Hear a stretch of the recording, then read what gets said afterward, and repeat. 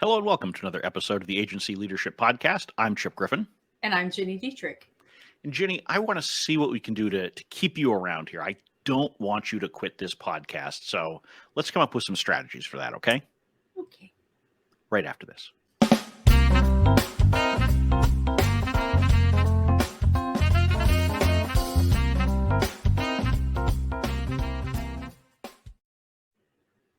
So I don't know if you've heard, but there's a wave of people quitting their jobs right now in the United States. I have heard that. You have heard that. It's hard to miss because they've called it the Great Resignation, and there are all sorts of Yes. stories. And it was a huge story in August when 2.9% of people quit their jobs.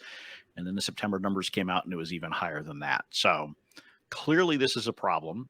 And clearly it's something that's on the minds of a lot of agency owners these days because it's hard enough to hire in the current environment. And the last thing you want to have to do is to replace existing team members, particularly if they're good performers. So how can we focus on keeping those people on our team and not losing them to the Great Resignation? You know, it's challenging because you don't know why you're losing them in some cases. Some cases it might be for more money, some cases it might be for more flexibility. And in some cases it might be because people are just bone tired and need a break, or because they have small kids at home and the childcare, there's also a childcare crisis. I mean, there are lots of reasons that this is happening that you may or may not be able to control. Certainly if it's a cultural issue or it's for more money or something like that, then those are the things you can control. But some of it is definitely outside of your control. Yeah, absolutely. In the last 2 years have caused a lot of people to take a fresh look at things for all sorts of reasons. Some of those that you mentioned, maybe they've got outside pressures. Maybe they are someone who has actually accumulated additional time to think about things or explore Yep. new ideas. Yeah. There's all sorts of reasons. And then other people just sitting there saying, "Hey, life is short. Am I doing what I want to be doing?" Right. And so when you throw that into the mix with all of the other pressures that agency employees typically have, and the reasons that they will typically leave jobs, lack of advancement, lack of compensation increases, the stress of working in the agency world, all of those things, it becomes challenging. But I think a key part of this is that as an agency leader, as an agency owner, you need to really be listening to your team. And we talk about that a lot, that you can't just tell them what to do. You can't just give them instructions. You actually need to spend time using your ears. Yeah. It's funny because as the agency owner, it's really challenging to get people to be honest with you in some cases, for all the reasons that there are. And so I spend a lot of time just building personal relationships with my team so that they do feel comfortable telling me things. And it takes a long time. It takes a long time to get there. And I do hear things. I hear things like, I'm taking care of my toddlers and I'm taking care of my parents. And it's a lot. I don't want to go back into the office. My husband was just telling me last night that they are thinking about going back to the office and requiring vaccination. And they did a survey and 30% of the team said no. Like if you require that we go back into a brick and mortar office every day, we're not going to be here anymore. 30%. Wow. So now they're having to readjust, and there are lots of organizations that won't listen to that. They do the surveys, but then they don't pay attention. And then they're surprised that 30% of their employees quit. So I think you're right. You have to listen. You have to get anonymous feedback. You have to be willing and open to feedback, and you have to actually take action based on that feedback. Right. And look, I think you do have to be a little bit careful about surveys because, people have a tendency to overstate their Sure. points or their commitment, shall we say, to their point of view. Let's put it that way. So I think that it accurately reflects in that example that 30% don't want to do it. Would they actually not do it, though? I think until they actually get the instruction, it's hard to know. And I suspect that the number would be smaller than that, but still, is that a chance that you want to take? Right. And a part of this is not just asking the direct questions. It's being willing to listen and read between the lines, because even an employee who doesn't necessarily feel comfortable truly opening up to you, they're still going to say and do things that will give you hints at what they're thinking and hints at what their pressures are. And so you need to be, tuning into those as opposed to just focusing on, this is what we need to get done today. Let's get it done and move on. Yeah, and there's a lot of I would guess the water. I guess I would describe it as the water cooler talk that, we may have that on Slack or you may have it in Zoom meetings today in today's world, but you definitely do still hear things. Like I hear things like, oh, my meeting schedule is so much and I'm supposed to be doing this and this and this weekend. And you're Right. like, okay, I got it. Yeah. Like just even small stuff like that. Right. And this is why one-on-ones are so important. And I know I'm a broken record on that. And all my clients will tell you I'm a broken record on that. But they are. They're, because, particularly in this world where most of us are doing at least a substantial portion of our jobs remotely, we're not having the true water cooler conversations. Yes, you pick up some on Slack or email, but having those one-on-ones with your direct reports really helps because that's where they have the opportunity to have an unguarded moment with you where they say something like that they might not bother typing out, or they might Right. not say on a Right. group call, or all of Right. those kinds of things. So Right. make sure that you're doing those, and make sure that you're shutting up long enough in them to actually have your employee talk and share what's on their mind. I also think that when you have one-on-ones, you can read the body language too. So they may not Absolutely. be saying something. Like I have a colleague that I can tell just by the look on her face that something's wrong. And I will go through the one-on-one, and she always has an agenda, and we go through everything, and then I'll say, okay, well, tell me what else is going on. And it usually takes her a few minutes to open up, and we'll talk about, things like getting manicures or whatever it happens to be. And then she will get to the point, because I can tell just by looking at her that something's wrong, or the fact that she's being really short in her agenda, which is not typical of her. You could tell those kinds of signs. And it's because I spend one-on-one time with her. If I didn't have that one-on-one time with her, I wouldn't be able to pick up those signs. So I think I agree with you. I think they're extraordinarily important. And I think the other thing about this is that the one-on-ones help you understand what makes the individual employee tick. And I think one of the challenges that we have is we want the easy answer to a lot of things, but particularly how do we improve retention? And so, when people ask me that question, they're hoping I'm going to say something like, well, if you just have a bonus program like this, or if you just do this kind of training, or you have this meeting schedule, or you go to a 4-day work week, or whatever, that's going to be your magic bullet. The reality is that it's different for each employee, and you really need to understand, is this someone who's looking to move up and get more responsibilities? Is this someone who's driven purely by finances? Is this someone who really just needs the flexibility to deal with things outside of the office, and as long as you accommodate that, you're going to be fine? You need to understand for each individual what's motivating them. It's funny you say that, because I was laughing with a client the other day, because I'm working with her on this kind of stuff, like just leadership and listening and paying attention. And she said, so-and-so employee wants to have extra paid time off. And I was like, okay. And she goes, but we have unlimited PTO. And I was like, so just give her the extra days. And she's like, right, that's so weird. We already have unlimited paid time off. Who cares? And that's what I said. I'm like, okay, if that's what she wants, just be like, okay, here's 4 extra days. Right. It's like when your kid says, can I eat these vegetables? You say yes. Of course you say yes. Right? You don't say you were always allowed to eat those vegetables. Right? You say yes like you've just given them something. Right. Yeah, it's pretty funny. Yeah, I mean it is, and different things motivate different people. I mean, I've had employees where if I put money on the other side of a wall, they would do whatever they had to do to get through that wall. I mean, Yes, it didn't matter how 100%. bloodied or bruised they were, covered in dust. They would go through that wall to get that money. I've had others. You could put $1 million on the other side of that wall, and if it wasn't something they wanted to do, they weren't going to do it. I mean, you need to understand that. Yes. And what makes them tick is not what necessarily makes you tick. In fact, it probably isn't. It definitely is not. Everybody needs to read Drive by Daniel Pink, because it talks about this. And he starts out by saying, okay, what you really want to think about is if somebody said to you, I want you to sit on this fold-up chair in the middle of this warehouse for 8 hours a day. Don't do anything else. Just sit here on this fold-up chair for 8 hours a day. And if you do that, I will pay you $1 million in salary. And many people will go, okay. And most people will not make it even 2 days, let alone an entire year. And it's because money is not actually a motivator. Sure that there may, and I'm definitely one of them, that if you put $1 million on the other side of the wall, I would definitely figure out how to get there.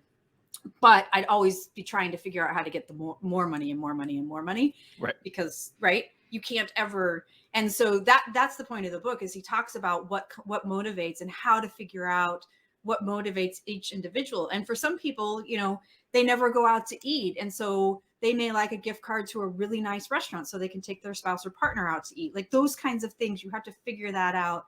And once you sort of figure that out, it's a lot easier for you to figure out how to keep people happy and motivated and all those things that we should be doing. Right. But of course, part of the trick there too is you need to know that they actually want to go out to eat, because they may not be going out to eat by choice. Right. It might be because they don't want to be tempted by a restaurant or, whatever. I mean, who knows? So but this is where listening really comes in handy, and being willing to hear things, even if they're different than your own view of the world and your own preferences. And it's another reason why, and we've talked about performance reviews before, you really need to use those performance reviews as an opportunity not to reflect on their actual performance, but instead to focus on where do they want to go? Where are they trying to take their lives and their careers, so that you can figure out how to make your agency part of that plan, as opposed to seeing them headed in one direction, you headed in another, and just say, whatever. I mean, if you want to keep them, you've got to find a way to have those paths merge. I'm smirking, which if you're just listening, you can't see me smirking, but because they can just assume. I think it's a safe assumption. Yeah, I mean, it's pretty much all I do. We have a client who is going through their annual review process right now, which is the end of the year, makes sense. And they sent over the reviews of the team, the marketing team that we worked directly with. And the CEO said, hey, would you mind just looking at these and seeing if there's anything you would add or change, because you work so closely with them? And I was like, sure. And I'm reading them, and they all have action plans in them, which is great. And it's things like, take this course or do this, like this. And I said, because there were a couple of the action plans that didn't make sense to me based on what I know about the employee. And I said, how did these action plans come to be? Did you work with the individual to figure out? And they were like, no, we just assigned it. And I was like, what? You can't just, what? No. In fact, you have to work very hard to have it be the employee's idea, or at least have them have the perception that it was their idea of how to address it. And so, you talk it through with them, and you say, okay, we see you in this kind of a role in the future. It would be great if you had a little bit more in this particular skill area. How do you think you could develop that best? And sort of talk them through. And maybe if you've got an idea in mind, you maybe try to steer them to it. But if they feel like you've just gone to them and say, okay, you need to take these 3 classes, and you need to do these 5 things in the next 6 months, they're gonna be like, oh, I can't believe I have to do this. Yes. Right. Make it their idea. Make them part of the solution. Maybe they'll have an idea that you didn't even think of. I mean, I'm going to shock you here, but you as the agency owner are not all knowing. Yes. We have another client that does a monthly book club. And at first I was really excited about it, that they invited us to participate. I was like, okay, you're going to give me a book every month, and then we get to read it and talk about it, because I read a ton. So I was like, I'm in for this. But then it got to the point where it was expected.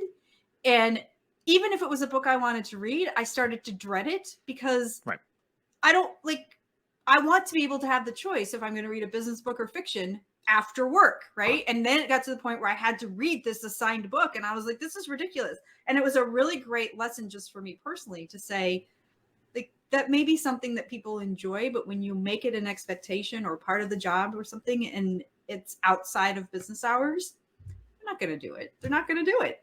Right.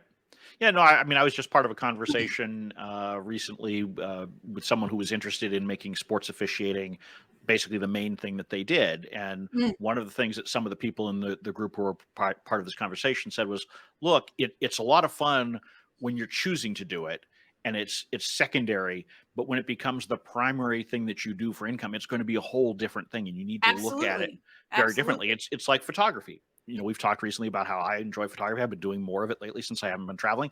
I love doing it. Would I want to make that my sole source of income? Probably not, because, well, for a lot of reasons. And so, those are things that you need to be thinking about when you're talking with your team, and understand, what is it that they want? How can you be part of the solution but not dictating the solution? And those are things that will help you get people who want to work for you. I mean, Correct. the other thing I always say when it comes to things like retention is you have to understand that you don't want to do things that rope people into staying. You want to give them a motivation to remain.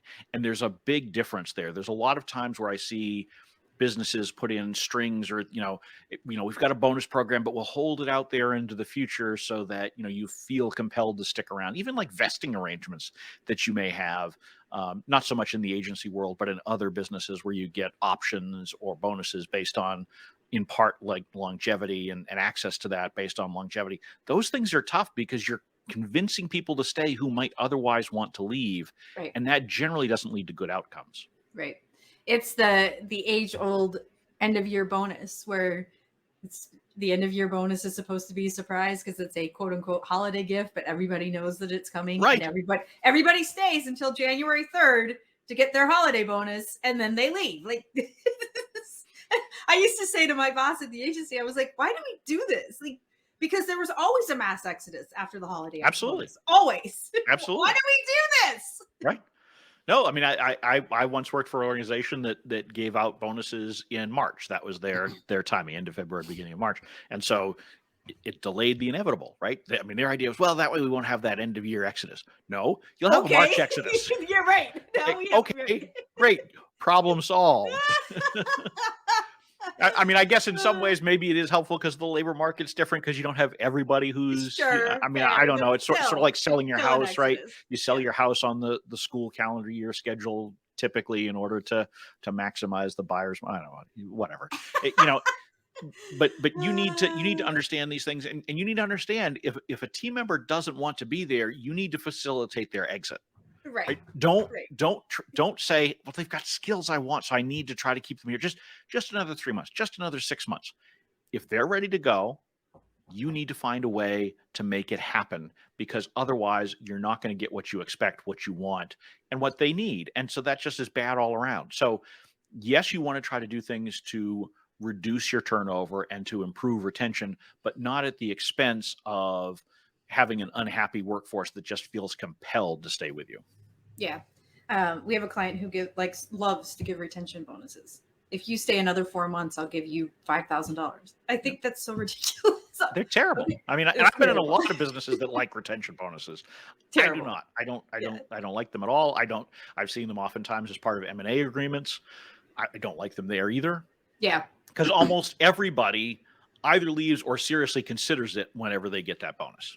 Because if nothing else, you've made it easier for them oftentimes. Right. Because you've now given them extra cash in their pocket, which maybe they're like, oh, cool. Well, this gives me 6 months of runway to figure out, what I'm going to do next. And so now you've actually made it easier for them to quit, not harder. Correct. Well, this is a good place for me to quit this podcast recording because I am going to go do a 2-hour workshop and I have to pee. Wow. I mean, I am usually the one with the terrible segues from segment to segment and ending the show, but you've left me entirely speechless. That is my holiday gift to you, Chip. Geez. I mean, yeah. On that note, this has been the Agency Leadership. I really don't know what to say here. I'm Chip Griffin. I screwed you all up. I'm sorry. And I'm Gini Dietrich. And it depends, I guess. Thank you for listening to the Agency Leadership Podcast. You can watch or listen to every episode by visiting agencyleadershippodcast.com. The Agency Leadership Podcast is distributed on the FIR Podcast Network. Just visit www.firpodcastnetwork.com. We welcome your feedback and suggestions and look forward to being back with you again next week.